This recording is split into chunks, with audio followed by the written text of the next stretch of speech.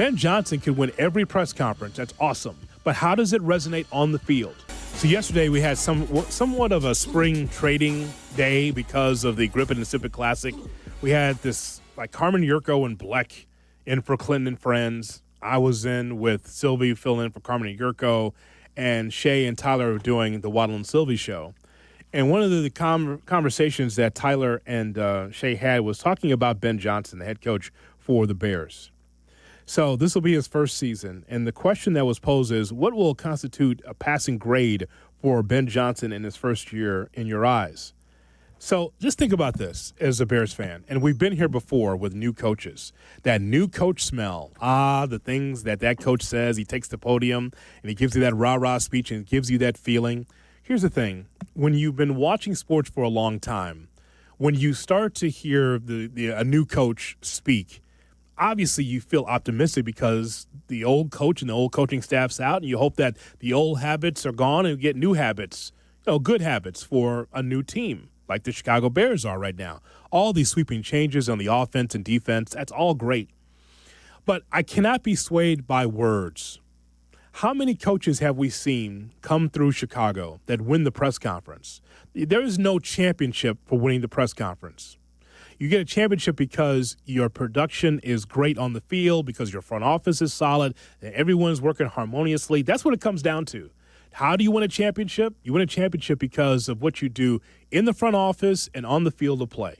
So when Ben Johnson comes here and when Sylvie says, I love him, right? When he says that, that's great because he's saying things that Eberflus did not say. He's saying things that Matt Nagy didn't say. My point is that it's not about what he says. It's about how the Bears react, what happens on the field. Ben Johnson could win every press conference. That's awesome. But how does it resonate on the field?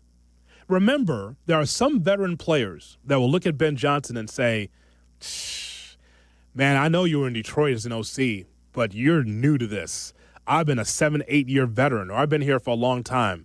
What you're telling me is cool, but that tone or the tenor of your voice is grating on me. I know what to do. It's about production, about my teammates. All I can tell you is that because you're a first-year coach and because you had some success as an OC, does not necessarily mean that you're going to be great at the job. I hope he is, but, again, words don't sway me. Wins do.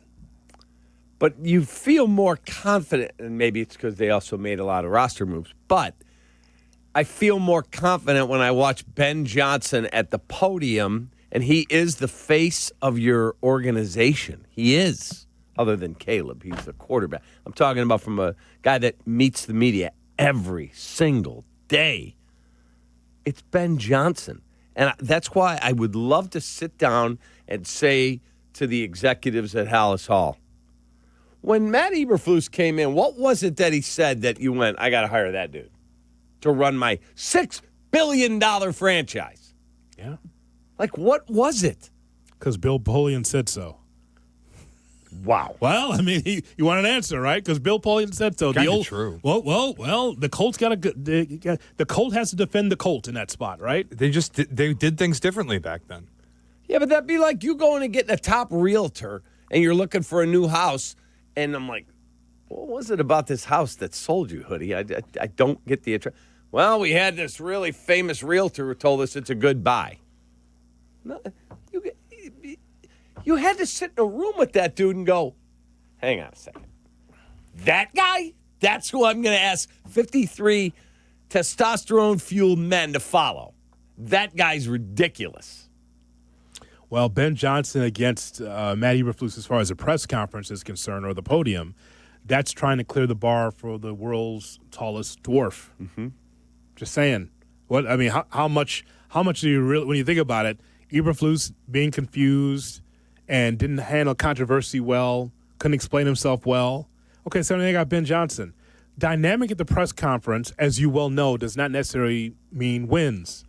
No, but we keep hearing. I told you, I talked to a current player, and he said, oh, my God, is it different around there. There is accountability everywhere in the building. He said, he's a nice guy. He's not going to be a jerk. But if you do something he does not like, you're going to hear about it. Yeah.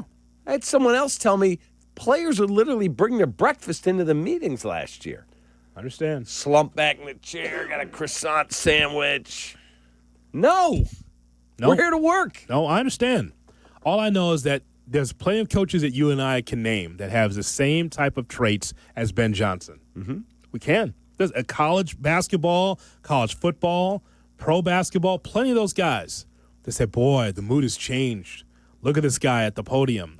Or boy, there's accountability in the room. It's up to the players to be able to acquiesce, though.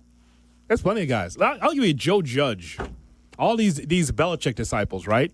Now, I know players saw through him and Matt Patricia and guys like that, but they tried to hold players accountable because they were trying to be like Belichick instead of being themselves. Correct. But there's still a standard. Only thing is that the players did not bend over backwards for that player. You can have standards, Cap. Well, will the players bend over backwards to do everything that you want? And does that manifest into wins? I'm not being pessimistic. I'm just telling you what reality is. And reality is that with Ben Johnson as the head coach, when we ask what will earn Ben Johnson a passing grade in year one, well, obviously winning football and Caleb Williams being much more improved. We could see that 4,000 yards from Caleb Williams, and the Bears could still be 9-8. Yes, we could. And 9-8 does not get you the playoffs. Ask the Bengals. No, but all I have to tell you is when we watch the team, at the end of the year, we'll know that team looks different. Sure. Yeah, they got to improve this, and they didn't quite get enough pass rush, or too bad about that injury. We'll know.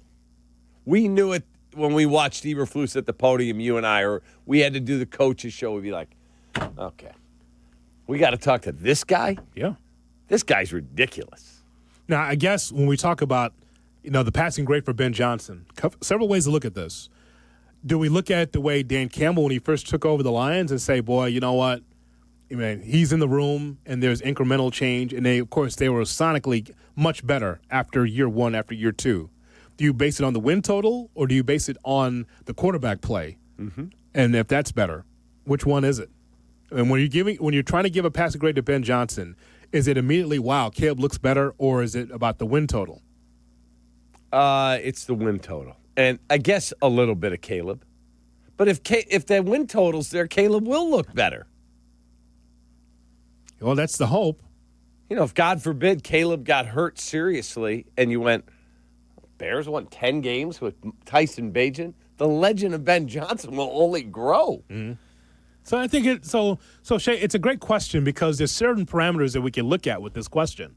So, how do you give them passing grade? Yeah. Is it the wins? It could be, is it the defense? Is it the offensive line? Like, it's a lot of different things. Like, I think wins are a factor in any way you choose to go at it. Wins are going to play a factor. If they win 5 games, it's an abject failure of a season. We'd all agree. Yeah. Now, again, if they win 5 games and you said, oh, my God, they had 6 of their opening day starters knocked out for the year, all right, it's just a horrible year. Yeah, but I'm not going to do that. But if everybody reasonably is healthy and they win 5 games, abject failure. I'm not going to even play the game of let's live in a world where Caleb gets hurt. Like, I'm not doing that. I'm evaluating the team on June 12th. If there's a world where they win 7 games this season and it's because the defensive line was dog water, and you look at it and see, oh, we had a top 15 offense. Like, we were last year's Bengals. I could give that a passing grade. If I come out of this season and I feel like the offense was good enough that I have no lingering questions about Caleb Williams, and I think with tweaks and improvements on the defensive side of the ball, this could be a Super Bowl team because we have Ben Johnson and Caleb Williams, I will give it a passing grade, even if it's a 7-9 season. It's a passing grade if the Bears are what the Lions were in year 2 under Campbell. You recall this, right? So you're going from 9-8, yeah. 3-13 to 9-8, and you beat the Packers at the end. They started 1-6 that year, yes, right? That means you pulled the nose up and you're 9-8. And again, 9-8 may not get you the playoffs, but it's a hell of a lot better than we saw last year. I could use that as a passing grade of saying, wow, man, you're 4 games better, and your team looks better, and then I can't wait for next year. But there's levels to it, because what I really don't want is like a 2018 style winning season where the offense is held together with duct tape and glue, and you're winning on the back of your defense, and we end the season going, boy, this offense, I still got questions about Caleb. Like, for me, a passing grade with Ben Johnson in year one is all built around Caleb Williams in the offense. I need to see this thing look real. I need to see it be the engine of the reason you're winning games. Yes. I want it to be sustainable too, Cap. If I told you this morning, Cap, I'm just going to go with it. I'm going to say Bears are going to be 9-8, and the Bears don't make the playoffs. Okay, that means that there's room for improvement. You know what I don't want? I don't want pie in the sky, 12-5, and then have a naggy years, the two naggy years where it's like, oh, you were 12-5 in the playoffs, and then you fell off the table. Then you came back up again. Mm-hmm. I want something sustainable. If you're a non-playoff team this upcoming season, you're getting better. That's great. But I want them to continue to move forward. I don't want the pop-up Sylvie Championship in the division and then go backwards. It's got to be sustainable for me. Right, 12-4 to 8-8 to 8-8 to 5-11. No shot. See you later. Thanks for coming. No. Show me you got a top 15 offense, and preferably top 10. Show me that you can get this thing humming. And if you go 8-9 with a top 10 offense, I'll call it a successful season. Because I'll know, okay, you just tweak the defensive line this offseason. You know what you have to fix, but we believe in the quarterback. Yeah. And if you have an elite quarterback, your Super Bowl window is open. That's what I need to see in year one. Yeah, 8-9 I will not call successful. But I'm taking the wins and losses out of it because for me, year one is all about we come out of this and go, Caleb is elite. Yeah, again, from my standpoint as a fan, I'm not putting any numbers on it. I'm not going to do 4,000 yards, and I'm not going to do that because what I want to see is improvement, and whatever that improvement is, whatever the numbers are, the numbers are.